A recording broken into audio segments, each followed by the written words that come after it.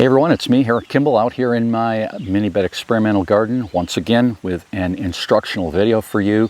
I'm planting lettuce in a couple of mini beds here, and I have a technique for planting lettuce. It works for spinach also, any of these leafy greens, and it's using the 5x7 planting stick.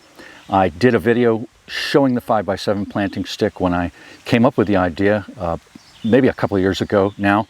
So this is a little bit redundant, but hopefully this is better quality, and I've been using the stick now for a while, and it has proven itself to be a decent idea for planting in the mini beds. And I'm kind of excited because I have this nice long rye cover crop, which I've talked about in previous videos, and that's going to come into play here to make this planting even better. All right, here we go. I am having some technical problems with my camera, but because I've already done some of this, but I'm going to start from the beginning here. This is a mini bed that I harvested my rye cover crop off of a couple of days ago, and I cracked the soil, flipped the frames, everything I've explained in previous recent videos. Then I took and I watered the dry soil. It was very dry. And I laid this over, this rye straw, we could call it, over the top to keep the moisture in. And as a result, my bed now is in very good shape. And the tilth, the moisture, it's perfect for planting. And I'm going to plant 5 rows of lettuce here using the 5x7 planting stick. This is not my good 5x7 planting stick. It's one I just made hastily this morning out of a piece of lath. I can't find my good one.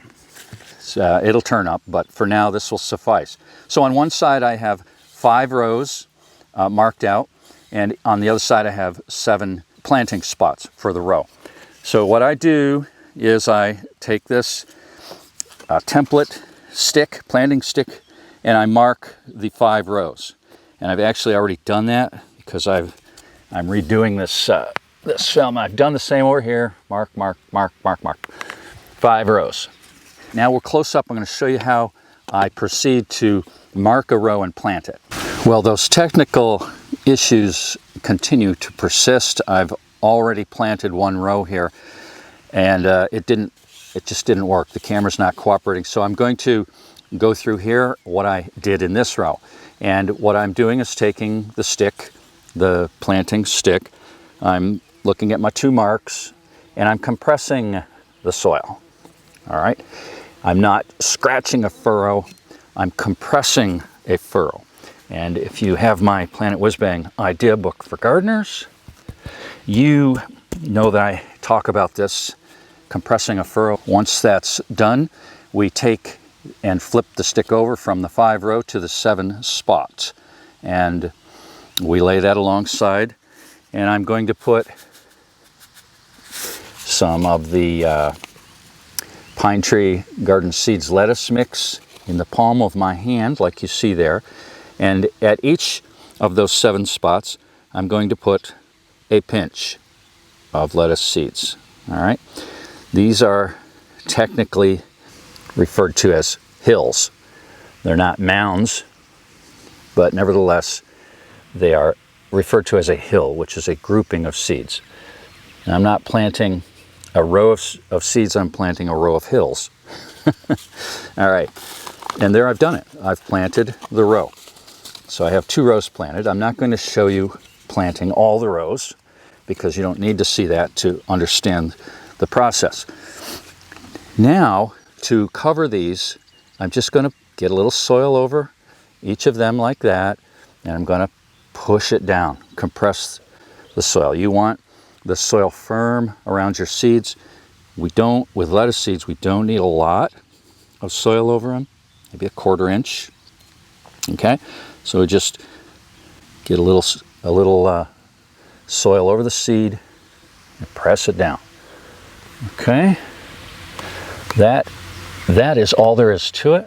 Very simple, very quick, and we can get 7 times 5, which would be 35, plantings, 35 hills, 35 bunches of lettuce, okay? So I'm going to cut this here and come back and show you what I do after all the rows are planted.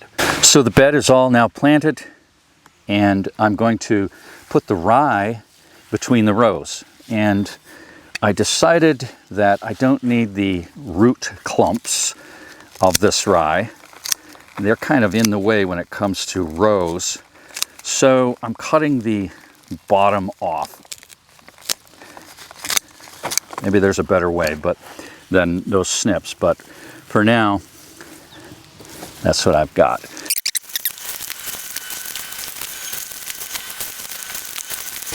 All right, I'm happy with that. Maybe I could trim this here. I don't really need to do that. Now, it's clouding up. We're supposed to get rain, so I'm not going to add any water to this, but if it was really dry and it was going to continue to be dry, I might take my watering can and water over this with the straw there. Now this straw, this rye, is going to dry. It's going to dry down, and it will create a little bit more room here where the leaves are overlapping, like you see in here. Enough room for the lettuce to come up. So, but I'll be watching, and if I need to move this aside, I will. But this rye will preserve moisture considerably for this bed. And so that's it. The only other thing that I will do is get a cat excluder over this. This is a cat excluder. It's just hardware cloth, cut to length. It keeps my cats out for sure from treating that like a litter box. Now, these bottoms that I cut off, these root ends, I'm going to go over to my parsley bed over there and add these to the mulch pile there. So there you go. I hope that's been helpful to you, useful, inspiring, perhaps. This is manageable, and this is high culture in small beds. We're going to get a lot of productivity out of this. Thanks a lot for watching. If you enjoyed this video, please give me a thumbs up. That means a lot, and we'll see you in the next one.